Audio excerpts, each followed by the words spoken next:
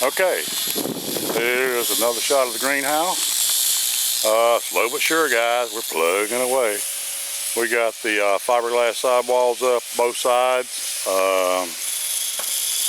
We're doing the two ends. Sorry, just stepped in a hole. Like Debbie's booby trapping me out here. But anyway, then right there will be the 7-foot door. We'll bring the plastic up from the top. We've got all of our plastic lock up all the way around the building now, so we're ready to pull the plastic. Once we finish up today though, we're going to shut this down till Monday of next week, maybe Tuesday. But we got our blower motor today and the assembly where it goes up into the plastic. So we're pretty much set. I'm still like one curtain. The guy owes me one side of curtain and he's supposed to get that to me. Billy will pick that up probably Monday for us. And but it's slowly but surely coming along. And then like I said, we got that cooked for Deb, so we're going to get off the greenhouse until the first of the week. And anyway, we'll get this shindig behind us and we'll turn back into this, and by then we think we've got another job marking that we're going to have to go to. So but that's what it's doing. It's just slowly but surely. And I know I said, and I actually had every intention of doing it, I was going to go get new fiberglass because I don't like the way it looks. You can see it's pretty dirty and everything else. But I talked to Billy last night. He said, Doug, don't buy new fiberglass, you nut. He said, you can take bleach and wash that stuff off. He said, you guys stripe parking lots, you got those parking lot stripers. He said, get you some good latex paint, wash this stuff down real good. He said, paint it any color you want to paint it. He said, it'll look brand new. So if it don't, I'm gonna make Billy take it down and put the new stuff up. But anyway, no, he's done this for 100 years, and he knows what he's doing. Look at here.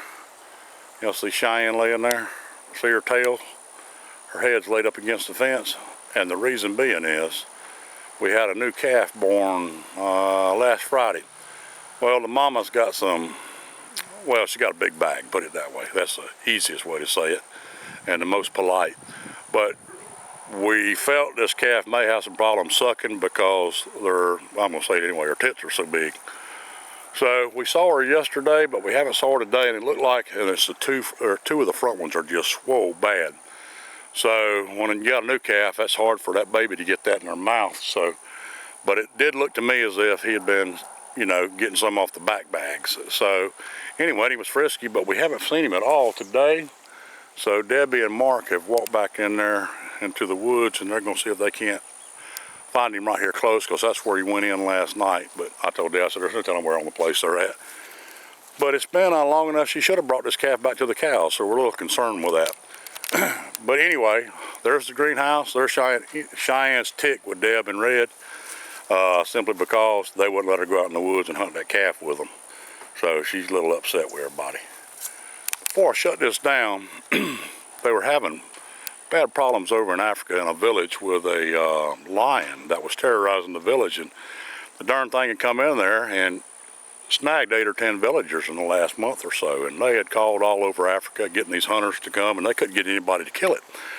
The lion was too smart. They couldn't get him baited up where he'd come to the bait, and they were steady losing villagers. So Bubba lives in southwest Louisiana, and he's world renowned as being able to kill just about anything he puts his mind to. So the chief of the village sent a telegram to Bubba and asked him if he would come over, and they'd pay him well to come over and see if he couldn't kill this lion.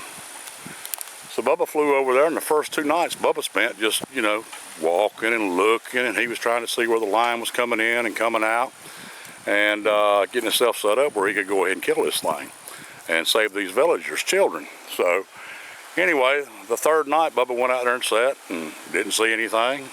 4th night Bubba went out there and sat, didn't see anything. And so he finally went back to the village, and the natives were getting a little upset with him anyway because 2 more children had been snatched. So anyway, Bubba told him, he said, look, he said, I know how you guys value your cows. And he said, you know, it's money to you guys. And I know you don't want to kill a cow, but it looks like you're going to have to kill a cow for me, and you guys need to dress it.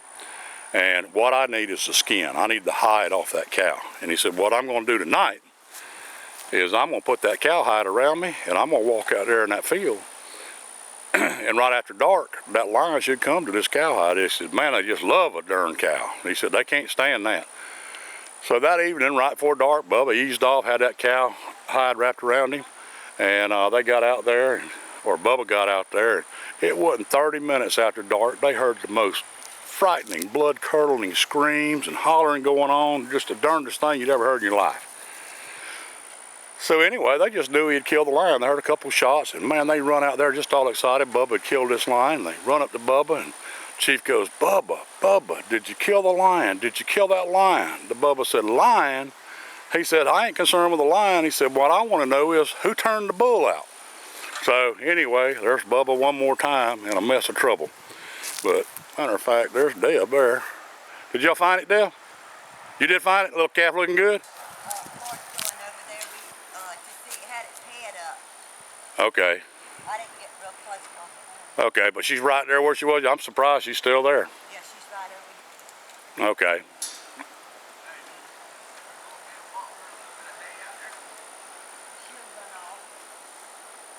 Matter of fact, Mark, it wouldn't hurt for you to walk her a little bit of hay out there.